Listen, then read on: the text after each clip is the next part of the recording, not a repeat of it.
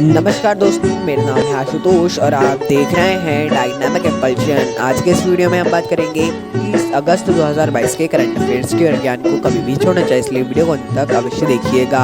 Hope करता हूँ आपकी तैयारी अच्छे से चल रही होगी। जिस भी एग्ज़ाम को आप देने वाले हैं, प्रिपरेशन बहुत ही सही ढंग से चल रही होगी और यही हमारी शुभकामना है। करंट अफेयर एक बहुत ही मेन चीज़ है, इसलिए इसको समझना भी बहुत ही इम्पोर्टेंट है। सबसे पहला प्रश्न है, निम्न में से कौन शून्य कार्बन उत्सर्जन के लिए 2 लाख करोड़ रुपए खर्च करेगा? Which of the following will spend 2 lakh crore rupees for zero carbon emissions? A. Adani Ports, B. Government of India, C. Indian Oil Corporation, D. Mahindra and Mahindra. And the right answer is Indian oil corporation. तो Indian oil corporation, IOC, Indian oil भी बोलते हैं यहाँ पे से daily life में, ये देश की शीर्ष तेल कंपनी है। 2046 तक जैसा लक्ष्य रखा है शुद्ध शून्य परिचालन कार्बन उत्सर्जन को हासिल करने का। इसके लिए ऐसी घोषणा की है कि ये 2 लाख करोड़ रुपए निवेश करने वाले हैं। निवेश करेंगे, बहुत ही ज़्यादा अच्छी बात है। और देखिए, हर किसी को इसके लिए आप सभी को करना चाहिए कुछ ना कुछ। आप यदि इसके लिए नहीं तो पर्यावरण के लिए भी यदि करेंगे, कोई भी कदम, छोटे से छोटा कदम भी उठाते हैं तो वो बहुत बड़ा होगा, है ना। आप सिंगल यूज प्लास्टिक बिल्कुल ही बैन हो तो चुका है, लेकिन आप अपनी तरफ से भी कहीं देखते हैं तो बिल्कुल टोकिए, आपका अधिकार है। भारत के यदि आप एक नागरिक हैं तो ये आपका बिल्कुल कर्तव्य बनता है। भारत के नागरिक ने पूरी दुनिया में से आप यदि केवल एक रह रहे हैं दुनिया में, तो आपका बिल्कुल ये एक कर्तव्य है कि आप पर्यावरण के लिए अपने लोगों को आसपास के प्रेरित करें, उनको समझाएं। यदि नहीं पता है किसी को, ये आपका ही कर्तव्य है और आपका एक अधिकार भी है ऐसा करना। अगला प्रश्न है, एशिया कप 2022 कहाँ आयोजित किया गया? Where the Asia cup 2022 held? A. Dubai, B. Kabul, C. Colombo, D. New Delhi. And the right answer is Dubai. तो हाल ही में एशिया कप 2022 की शुरुआत दुबई में हो चुकी है। आप सभी इसके बारे में जानते ही होंगे और भारत ने मैच जैसे जीता है, इसके बारे में भी आप सभी जानते हैं। बहुत बहुत शुभकामनाएं हैं भारत को भी।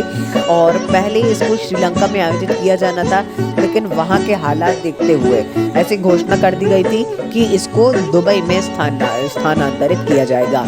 अब देखते हैं आगे कैसा क्या प्रदर्शन रहता है भारत का।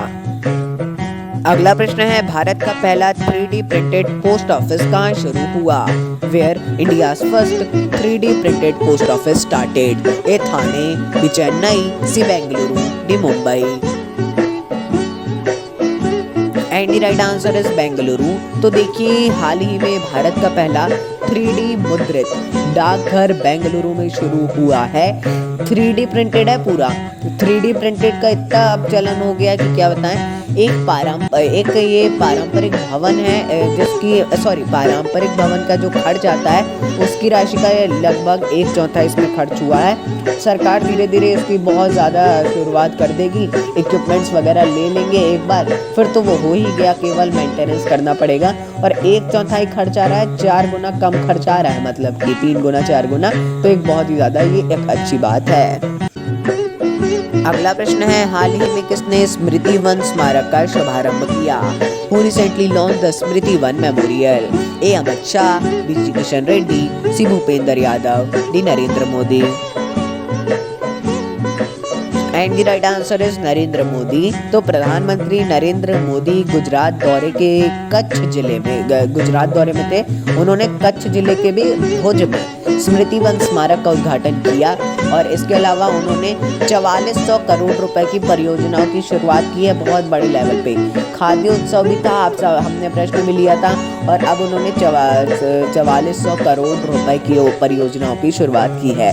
एक तो बात है कि प्रधानमंत्री जी किसी भी जगह जाते हैं तो मतलब छोटी से छोटी जगह भी जाते हैं तो कुछ ना कुछ अवश्य होता ही है, कुछ ना कुछ लॉन्च वगैरह करते हैं और उससे एक तो उस छोटी जगह को इतना सुंदरता बढ़ जाती है। चाहे PM वहाँ पे नज़र दे चाहे ना दे, फिर भी सुंदरता बढ़ जाती है, सब बढ़िया हो जाता है, रोड्स वगैरह बन जाती है।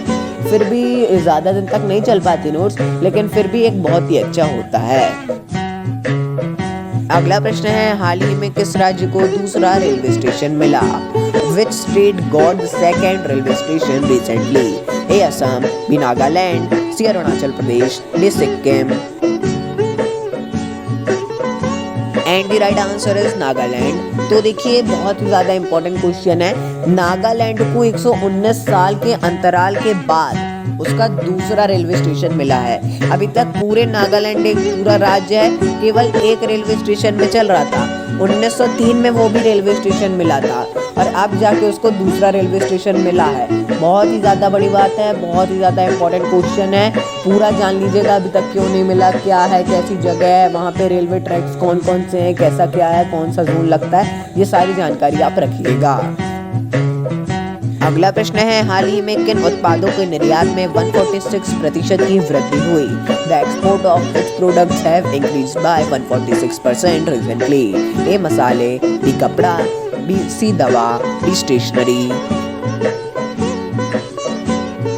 And the right answer is दवा। तो हाल ही में देश के फार्मास्यूटिकल उत्पादों के निर्यात में इस साल अप्रैल से जुलाई में 2013-14 के समान अवधि की तुलना में 146% की वृद्धि हुई है। 2013-2014 के उससे देखा जा रहा है। अगला प्रश्न है, 30 अगस्त को कौन सा दिवस मनाया जाता है? विच डे सेलिब्रेटेड ऑन 13 अगस्त? ए. राष्ट्रीय जल संरक्षण दिवस, बी. विश्व कछुआ दिवस, सी. लघु उद्योग दिवस, डी. MSME दिवस। And the right answer is लघु उद्योग दिवस। तो देखिए लघु उद्योग दिवस यानी स्मॉल इंडस्ट्री डे, इसे प्रत्येक वर्ष 30 अगस्त को मनाया जाता है और ये लघु उद्योगों को बढ़ावा देने के लिए और बेरोजगारों को रोजगार के अवसर उपलब्ध कराने के उद्देश्य से मनाया जाता है। भारत में लघु उद्योगों का बहुत चलन हो गया है, खासकर वोकल फॉर लोकल जब से शुरुआत की गई है तब से। और अंतिम प्रश्न है, हाल ही में किसने यूनेस्को के साथ साझेदारी की? Who recently partnered with UNESCO? A. Hero MotoCorp, B. Royal Enfield, C. Ford, D. Mahindra and Mahindra. And the right answer is royal Enfield. तो देखिए रॉयल एनफील्ड ने भारत की सांस्कृतिक विरासत को और बढ़ावा देने के लिए यूनेस्को के साथ में समझौता किया है ना। ये इम्पोर्टेंट क्वेश्चन ये भी है, आप लोग मुझ पे पूरा डिपेंड मत होइएगा, इसीलिए हम पूरी जानकारी नहीं देते हैं। तो दोस्तों ये था अंतिम प्रश्न। मिलते हैं अगले वीडियो में। नमस्कार। Dynamic impulsion.